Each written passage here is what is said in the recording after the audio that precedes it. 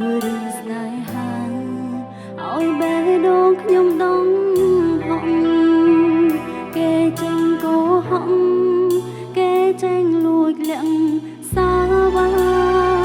ខ្ញុំក៏គ្រប់យ៉ាងព្រោះសំអាងថាខ្លួនស្មងតែគ្មានន័យសងចាញ់សំរងគេស្រង់ថ្លាទាំងផ្នែកលួចហោ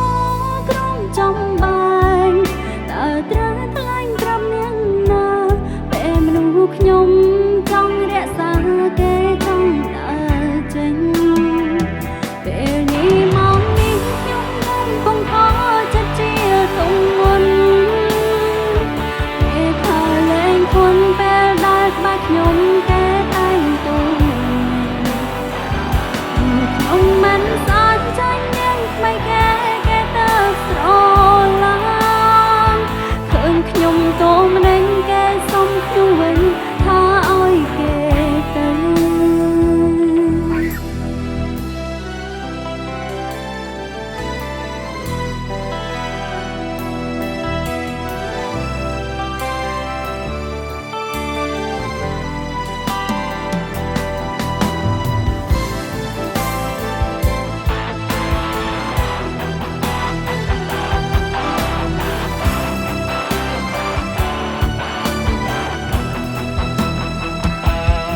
លោកឈឺចាប់